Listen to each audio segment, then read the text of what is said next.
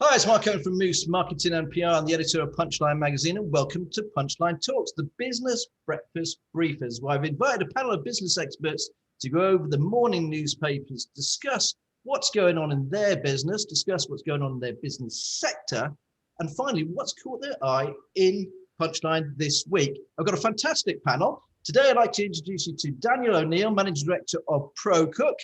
Ian Mean, he's the ex-editor of The Citizen, The Echo, The Western Daily Press.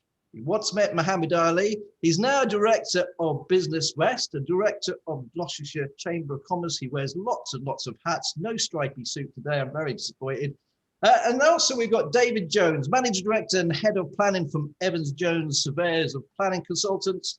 And new to the show and welcome is Alasdair Garbutt, Partner, Commercial Property Guru for Willans Solicitors. Welcome, guys. Thank you for joining Punchline Talks today. Right, let's start off with the show.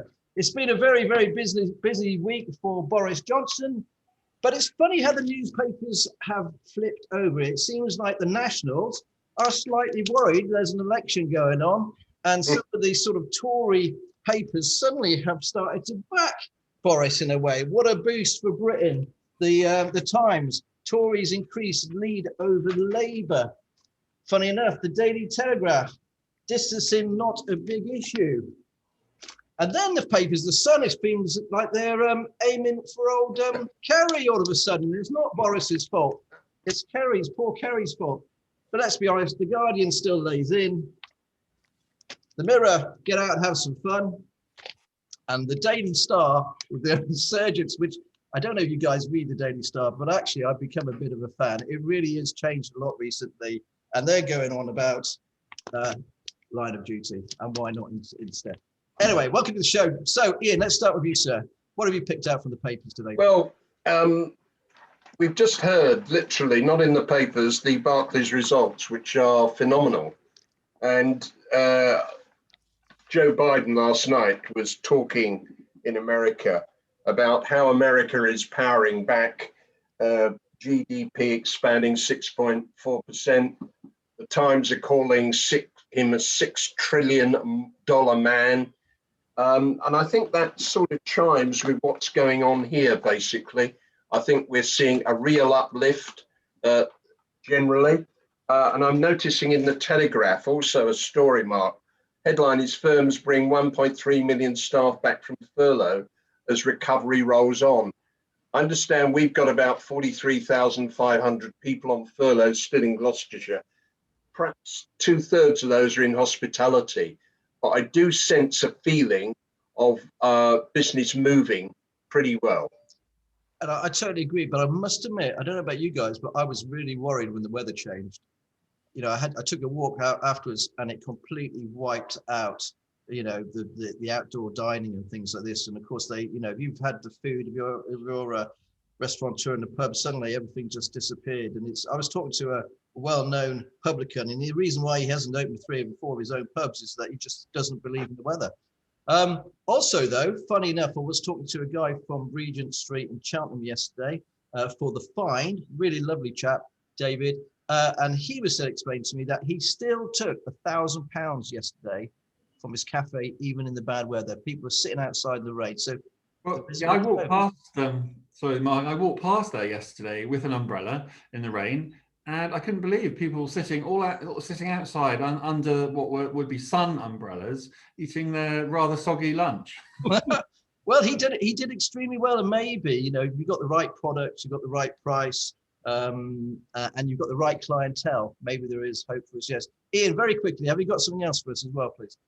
Yeah, I've chosen a story in the Western Daily Press, the lead story, and I've just been looking at Mike Tyndall also talking about it on Good Morning Britain on ITV. Headline, it's been a really tough year for my parents in lockdown. And basically, Mike is talking about his parents and his father, the devastating effect of Parkinson's disease. Now, a lot of us know Mike Tyndall from his Gloucester rugby days. He's a great, great guy. And I think, what he's saying is absolutely fantastic, paying tribute to his mum. He's a great ambassador for that charity. Yeah, he is a really nice guy. I met him at Wooden Spoon. Actually, did an awful lot of work with that charity as well, and his heart is really here in Gloucestershire. He just Totally cut his head off. He's very much like Phil Vickery as well. Another guy that just lives and breathes the county, as we all do, I suppose. David, let's bring in David Jones. Hi, David. Thanks for joining Punchline Talks today. What have you got for us, mate, from the newspapers? Well, it's probably echoing one of Ian's articles, really. So from page 2 of the Times today, lockdown savings result in record national wealth. So ONS data, the savings ratio hit its highest level in 60 years. And I think, my feeling is that this massive, pent demand just waiting to be unleashed. And, I think we're starting to see that. And as people come back from furlough, it's there, isn't it? I think businesses have held on to cash, individuals have held on to cash. And as that confidence comes back, I think we're going to see a very, very quick return. I think there was an article on the radio this morning as I was driving in about the speed of recovery. And sort of phenomenal percentage point increases, Have you held on to your cash, Dave? Yeah. I have. Have you got another story for us, please, sir?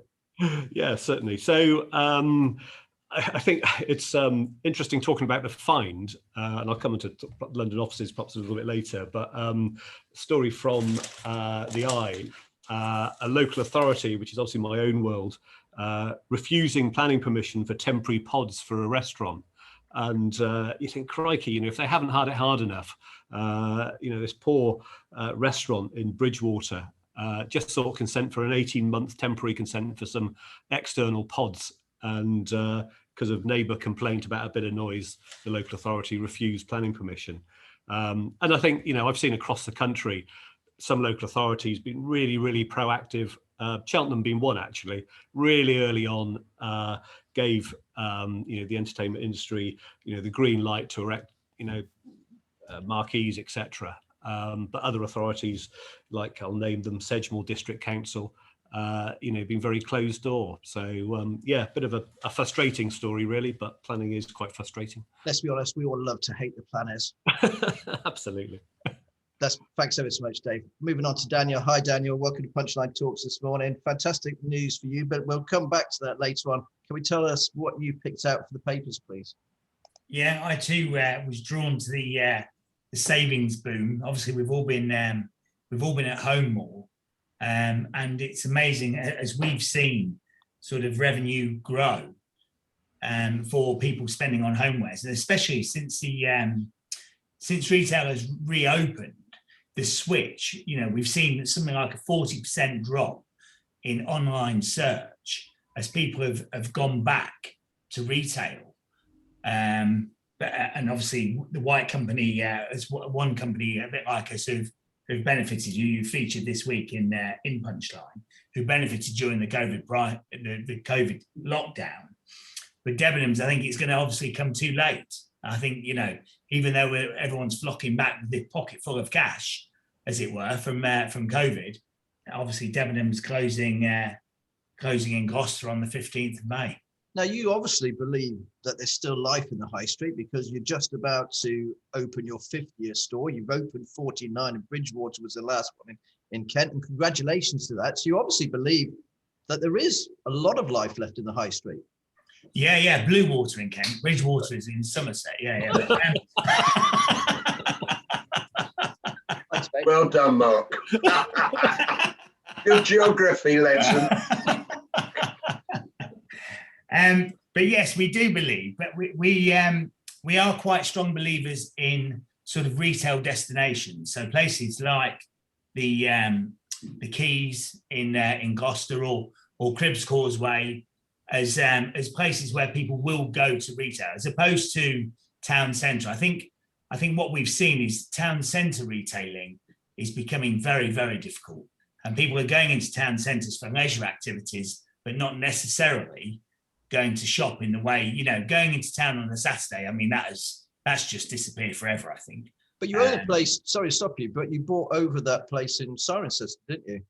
Yeah. And has that worked out? I know Simon. It's worked. Those market towns. So Bury St Edmunds, Cirencester, Dorchester. They're working for us, but they sort of they have quite a good. Cirencester has quite a good regional pull in terms of a regional as a shopping destination. So I think places like that will survive.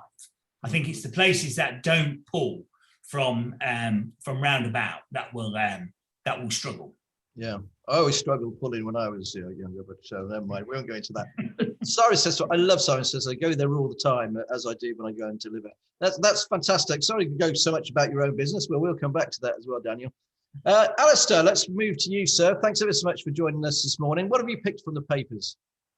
Oh yeah, I seem to have picked a food and drink story, so story's close to my heart. In the Times here, there's an interesting little article with the headline, "Ex-Deliveroo worker raises tasty 37 million." Wow. And on the face of it, it's just an interesting story, but I think it's got a few other sort of underlying sort of factors or indicators. So one of Deliveroo's first employees has set up a company called Taster, which effectively cook in back kitchens branded food and deliver it, on Deliveroo and Uber. And he's raised 37 million to boost that company. Wow. I think there were a number of programs on telly showing you that Deliveroo, I think, in fact, were cooking food in, I think they call them ghost kitchens. So until that came to light, people thought they were getting food from an actual restaurant kitchen. But that wasn't the case. So he's simply doing that up front, which really, I think, it shows, I think, the changing market, doesn't it? I mean, he's going to need loads of kitchens, property, therefore, maybe utilising what were restaurants, but now having no customers coming in, it's all being delivered out. I suppose then it's a great opportunity for companies and people like yourself and David to capitalise on that as people move out from the high street into commercial property warehousing to do that type of thing, isn't it? There's a lot more Greg's, there's a lot more cafes and things and hairdressers actually opening up in trading estates. Yeah, well, exactly. I mean, that's what I've seen a lot of in the last year, changing use. Just acted for a coffee roaster who's moved and massively expanded, taking bigger premises. We're all drinking coffee so much now. It seems compulsory in lockdown. If you were meeting friends or going on a walk, you had to have a coffee in your hand, which is great because I love it, and the quality and the different types of coffee you can get now are much better, rather than, as this morning I just had this one, which was the easiest one to get on my way. But don't tell my client who makes speciality delicious stuff. What else have you picked out? Fantastic. Well, it was another food and drink story in the Times. Australian wine exports soaked up by Britain. So we have now become the second largest wine export market for Australia. That doesn't surprise me at all. No, pipping America to the post. China's plummeted by 96% in the 4 months to the end of March because of tariffs. So interesting on those facts, if you like wine like I do. But again, I think there are other implications as to, it doesn't say, but I imagine, like myself, I've been buying wine and having it delivered over lockdown. So again, I think it shows sort of changing habits. People will get Deliveroo to deliver food, get other companies to deliver wine. Well, it's like our local breweries, aren't they? We had lots and lots of different local breweries suddenly doing delivery, and some of them have done actually really, really well of it. It's about the way that they could pivot their business and change their business. Anyway, I've just got a story that I'd like to pick out from the Western Daily Press, and that's robbers orders nugget during chilling raid. Which, funny enough, a robber rocked up. Someone was at my door, would you believe it? A robber rocked up and he demanded chicken nuggets, but he had to flee because actually he had to flee with a McMuffin because it was at breakfast time. Anyway, just caught my eye. It's fine. Anyway, Ian, let's talk about you, please. So thanks ever so much for Alasdair. You wear lots of different hats. Obviously, the Chamber of Commerce Business West. What's the feeling in Business West now with the state of the economy? We're coming out of the pandemic. Well, what's actually happening? I think we're very positive, Mark, but for SMEs who've borrowed money, unfortunately, it's going to get quite bad later in the year. A lot of people have supported themselves with credit card borrowing when they haven't, particularly self-employed people, when they haven't been able to access the government CBILS loans. We see that as a real difficulty. The other point is this. I've said there's something like 43,000 people on furlough currently, which ends in September. I'm extremely worried about our young people there because there are lots of unemployed graduates who just can't find work. We've also got lots of students looking for work placement apprenticeships, same situation. I fear there's almost a tsunami for young people. You know, when I started as a trainee reporter at 17, you know, I wrote to, I think it was about 102 newspapers in the country to get a job. I eventually got one, but the prospects for young people these days are very, very difficult indeed. And I don't think the government is doing anything near what they need to do, particularly to encourage apprenticeships. Companies in Gloucestershire who could take on apprentices, some of the smaller companies, just really can't afford it at the moment. No, I totally agree with you, and it is a real worry. And I think the level of debt. I was talking to a number of accountants and insolvency company as well, and they were saying that a lot of people who use this 50 grand grant and they haven't spent it on what they were supposed to spend it, and it's going to come down the tracks and bite it. Some of them paid off their car loans, some of them paid off their credit card debt, some of them have, should we say, done things which they shouldn't have done, and HMRC are going to come back and want that money. That's the big problem, I think, coming down the tracks. And you're right. I think come September, October, I've talked to a lot, but every single business I've talked to said that they're actually going to lose a few people, because the problem with furlough staff is you've worked out that you don't need them. That's the big thing, you know, and I do really, really fear for them as well, by the way, all those guys on furlough, as they do now. Have they spent the year retraining? Did they take an opportunity, or were they digging their garden, you know, in the sun? I don't know. I know what I would have done. You know, you have to, who knows? Thanks ever so much, Ian. Oh, sorry, I wanted to get, by the way, congratulations, your transplant work. Can you just quickly tell us about that, please? Because you've become a... Yeah, for the last 8 years, Mark, when I was editing newspapers, I've always been passionate about health. You know, as an ex-Daily Mail man, you look through the Daily Mail today or any day, you'll probably see a dozen at least stories about health. Why? Because people are really interested in it. It's a great story. We all want to be healthy. So I took this up in Gloucestershire 8 years ago. I've just been appointed regional chairman for 12 trusts from here to the Isle of Wight on organ donation. It's a voluntary job. What I'm interested in is committees where people have gone through the transplant situation and can talk to schools, particularly. Great interest among young people about organ donation. And if you look at the driving license application form these days, it's actually on there. And young people just are up for this. It's older people with preconceived ideas, unfortunately, a lot in some of our communities, particularly, you know, the Muslim community, often don't support it. So it's tough. During COVID, despite the fact that a lot of the organ donation intensive nurses have actually gone back, had to go back to treat COVID patients, we're only nationally about 20% down. So we're coming back there. It's an enormously challenging job. What I'm proud of is in Gloucestershire, we've got something something like 473,000 people on the organ donation register. That's about 58% of the population. And that's what I try to encourage. You know, I just written to Martin Surley, hopefully to be the elected police commissioner, saying, you know, can we encourage, when you are elected, can in fact I come and talk to you about encouraging the force to sign up? To me, Mark, it's really simple. It's the greatest gift of life you can give. There's nothing more. No, I totally agree.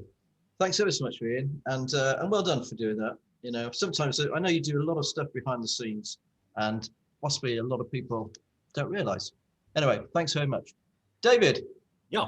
You and I caught up yesterday, and you were telling me about the property market in London and the way that things are changing, say, over here in the Shires. Can you just recap on that a little bit, please? Yeah, absolutely. I mean, there's a range of stories this week, sort of Guardian, Evening Standard, Times, all looking at sort of the in that case, the London market specifically. I mean, there's still a massive housing shortage in London, but there are still a lot of speculative offices being built, which and all of this talk about home working and how many people are going to come back. You know, Deloitte's believe that it'll end up about 1 in 4 still having home working to some degree or another. But I think what we're seeing is a massive difference between central London and what is happening there. And I think, you know, a lot of the poorer quality offices will go over to housing to try and address some of the acute housing difficulties within London in the supply chain. But I think the you know, wise developers will build speculatively a different format of office, actually. So, you know, a much more informal space, breakout rooms, small meeting areas, to really adapt to that changing environment. And some of the older stock is just not fit for purpose to change to that sort of new format. So those will go over to housing. In the provinces, I think it's slightly different. You know, you don't have to spend half an hour on a tube to get to work. So, you know, I think here we will see a different form of office ending up, but we're certainly acting for a number of owner occupiers currently who are looking at reconfiguring their space and actually enlarging their space. So, you know, it runs, you know, contrary to what many pundits are saying. You know, we're seeing an increase in demand for space, not necessarily increased capacity, but just a different way of using space. And we're getting away from, you know, your call center type environment where there are rows of desks and rows of people, to this much more informal. So, you know, the concepts are similar in both London and the provinces, but the way that we're dealing with it is slightly different. So, yeah. Isn't there going to be a massive increase in cost though? If you double the size of your office, Yeah. you have less or the same amount of people, you've got to increase the amount of business. So, yeah, we have you know, older standard models pre-pandemic to how many people you can get in an office per square meter, and you know, that rule book is going to be ripped up. And you know, if an occupier can't occupy to that capacity, then yeah, there must be pressure on rental figures. I don't know if Alasdair's seen that at all as yet. I mean, it's probably too early to really see that wash through. As you know, rental reviews come forward, we will probably see that, you know, see that pan out a little bit clearer. I don't know, Alasdair, have you seen any pressure on office rentals? Well, funny enough, I was just talking to someone about this yesterday, and no, I haven't, because that hasn't just had time to come through yet. Yeah. Current tenants have renegotiated, and you know, had agreements that are confidential, but we just haven't seen a new tenant taking a new property at a new rent that is then sort of become public. I mean, I imagine the rents in Cheltenham, I think Cheltenham was over rented, wasn't it? Pre-pandemic, rents would come down, but I'm not so sure. But some of the rents actually in the promenade are absolutely obscene. I mean, and no wonder the promenade is empty at the moment. There's so many vacant retail outlets there. Do you think they'll ever fill them?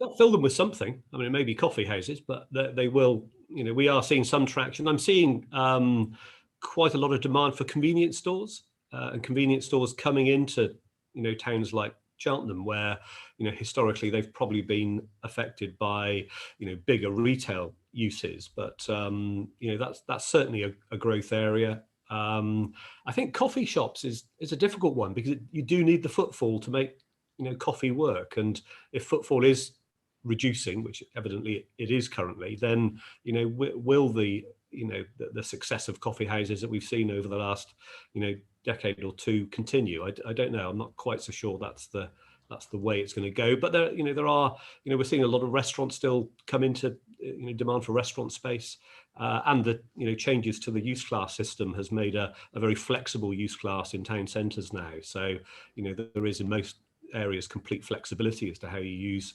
retail premises. Now that may not necessarily be good for the high street, because you remove reasons for people to come and people won't come. So okay, thanks ever so much for that, Dave. I am going to flip over. I know I don't want to come over to Daniel, but I'm just going to go back over to Alasdair, because we're on this subject about the property and stuff. Alasdair, Willans, I know that you're a property expert, but what's it been like for the pandemic for your company? There's 70 odd staff. Did you have to furlough anybody, or did it all run pretty smoothly? What was the situation for Willans? Thanks, Mark. Yeah, we had gone digital, let's say, pre-pandemic, luckily. So pretty much all the lawyers had laptops and surfaces, which was good timing. We all worked at home April last year, and it went really, really smoothly.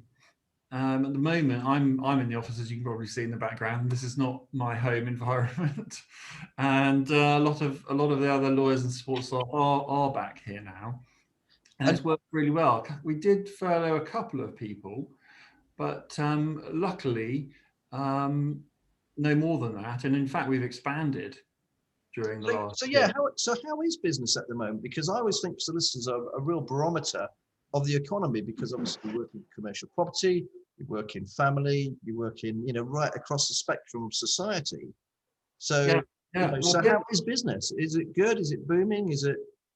It's definitely booming. I think if you speak to any solicitor, not just in Cheltenham, but probably in the country, they would say the same thing across their firm. Yeah, commercial property is doing very well for pandemic and non-pandemic reasons. People are moving. Yes, lots of people have needed advice at the beginning of the pandemic. Landlords need advice.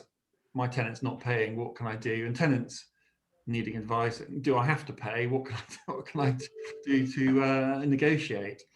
But at the moment, there's just a lot of movement. A lot of businesses that have done well are expanding.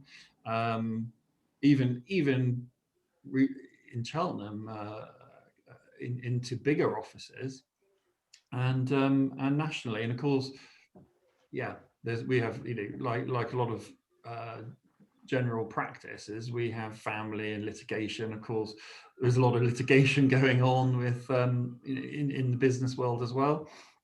So it's absolutely fascinating. We're not where we thought we would be. When you say about litigation in the business world, is there a particular kind of area or something that's happening to bring that? Is it people aren't paying? Are they going bust? Are they, what's actually happening there? I know it's not your area, but yeah, well, there's a lot of that in the property litigation side. It's debt recovery, for instance, and then a lot of businesses that might have been sailing close to the wind, who've hired everything, renting their premises, are short on cash flow. Those are the businesses that when the tide goes out, sort of shows that they're vulnerable, and they're I think there's a fair amount of sort of perhaps debt recovery there. I think that brings it back round to what Ian was saying earlier, really, isn't it? Come September, October, the furlough scheme, if those companies aren't there, don't have the cash flow, they won't need the staff. That's the big problem there. Okay, thanks ever so much for that, Alasdair. I'm going to go back over to Daniel. Daniel, thanks ever so much for hanging in there for us. Can I just, because obviously I've been, it's interesting you were saying about property, but I mean, we're looking at, and we've had lots of experience of property, but in terms of the high street, where we're renegotiating leases, rents are definitely coming down. We are definitely where we're renewing those leases, they are at a lower rate. So I think, the Promenade is a great example. At its current rate, we wouldn't take a unit. But I think we will see these sort of, the town centre location rents will start. They have to start, because the retail value just isn't there. They have to. They will start to drop. It'd be very interesting. Sorry, Daniel. It'd be very interesting if B&M managed to get a store on the Promenade. I'd like to know what most of Charltonians would think of that. Sorry to stop you. Yeah. So you've had lots of experience in it, and yeah. We've been renewing leases, and they're all at a lower value. And then at the other end of the scale, it's interesting in terms of our head office. We've been growing at a substantial rate, so we're looking to relocate with St Modwins over to St Modwins Park near the incinerator, and we're designing that office completely different. So we're envisaging that probably 50% of people will be in at any one time. So although you were saying interestingly about the cost per person, actually the cost per person probably is coming down because they're only there half the time. But then what you want to do is create spaces so when they are in work, we're envisaging much more collaborative spaces. Yep. So as you walk up to our place, we're actually envisaging there's going to be a cafe, indoor, outdoor cafe, where we've got hubs where you can chat to people, and breakout spaces, as you say, where that collaborative, if they are going to come into work, they're coming into work for a reason. And it's not just, to sit at their desk and do what they did 9 to 5 pre-COVID. So I think property is becoming, it's such an interesting area at the moment. And the chain, I mean, we say retail has gone through change with the internet, but property, I mean, it is going, the rate of change for use is going to be phenomenal, I think. Yeah, I agree. I think there's going to be, you're totally right. I think this whole thing is going to, the pandemic is going to change so many different sectors, so many different avenues. It's going to be really, really interesting. And for a news guy like me and an advertising guy like me, it couldn't be a more interesting time, let alone talking about politics. Anyway, guys, we're running out of time, so we're going to wrap up very quickly. Punchline, what's caught your eye this week? I'll start with you, Ian. Well, Debenhams, your story about Debenhams all closing on May 15. And on the first day of the sale, I was in Gloucester with my wife. I thought, well, we might go into Debenhams. The queue is right round the block. Forget that. It's an iconic building. I just hope that the university do a good job on what they intend to do and have young people coursing through those streets. But a lot of people will miss that store. I think so as well. I think so. Totally agree. Thanks, Ian. David, what's caught your eye in this week's Punchline? It was the same story, funnily enough, because that chimes really closely with what I've been saying about the high street, for a number of years now. We need to drive people back to the high street. And I think the university gives an absolute, amazing opportunity for those young people to come back in. And if you bring those people in, they will spend. So, similar, really. Very sad to see it go. I born in Gloucester and grew up with Debenhams, so it's a sad day, but the day of the that sort of retail offering is gone, I'm afraid. So we have to repurpose. Yeah, thank you very much, Dave. Daniel. Yeah, I mean, it was, as we chatted on earlier, I think it's that Debenhams versus White Company for me.